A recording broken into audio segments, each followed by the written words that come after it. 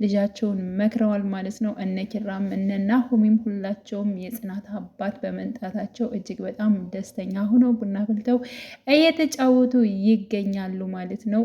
ቁም ነገር አዘል ነገሮችን እያወሩ ሲማማሩን ነበረ። ደስ የሚል የቤተሰብ ጊዜ አሳልፈዋል ማለት ነው።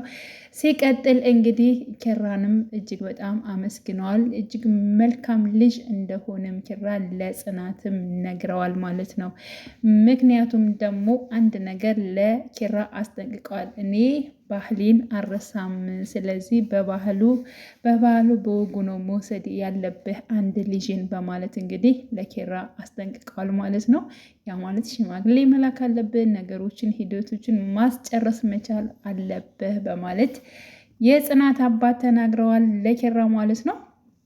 ኪራም አረ ችግር የለውም ሁሉን ነገር አደርጋለሁኝ በማለት እንግዲህ ቃል ገብቷል ማለት ነው። ሌላው እንግዲህ ሰኒ ወይንም ደግሞ ክብሩ ናቸው። እጅግ በጣም አሁንም እየተፈካከሩ ይገኛሉ። እሷ ምልሃም እሱ ምልሃም የፉክክር ቤት ሳይዘጋ ያድራል እንደሚባለው ማለት ነው።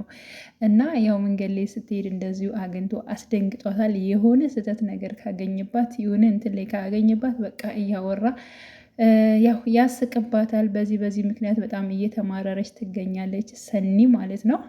እና ያው እንግዲህ አለቃውንም ቦርጫም ብላ ተናግራ ነበር። እሱንም ያው የሰማ መስሏት ነበር፣ ግን ደግሞ አልሰማም ነበር። በወቅቱ ግን ተናግራለች ማለት ነው። እንዲሁ ስትቅለበለቢ ጭራሽ አለቃሽን እንደዚህ ትናገሪያለሽ እንዴ በማለት እንግዲህ ክብሩም ደግሞ ስቆባታል። እነ ጽናትም እነ ምሩም ዘና እያሉባት ይገኛሉ ማለት ነው። እንግዲህ በስተመጨረሻም ክብሩ ወደ ሰኒ ቤት እግር ማብዛቱን ቀጥሏል ማለት ነው። ወደ ቤት ሂዶ ወረቀት ረስቼ መጥቻለሁ እና እባክሽን ወረቀቴን ስጪኝ በማለት እንግዲህ በር አንኳኩቶ ነበር።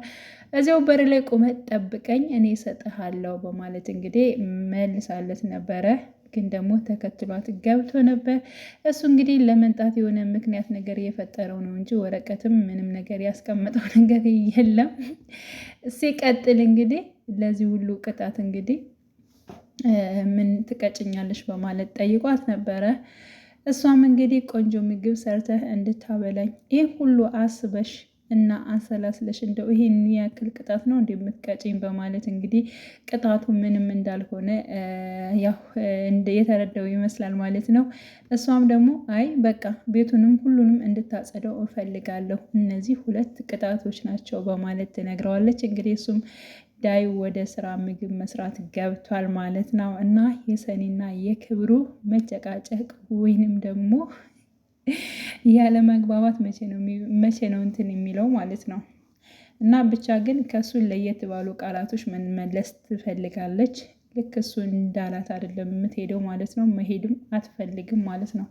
እና ውድ ቤተሰቦቼ የዛሬው ይህንን ይመስላል። እንግዲህ ብዙም ለየት ያለ ነገር እንትን የለውም፣ ግን የጽናት አባት ስለመጣ ደስ ብሎኛል። እንዲሁም ደግሞ ኪራ ሽማግሌ መላክ አለበት ተብሎ ተነግሮታል።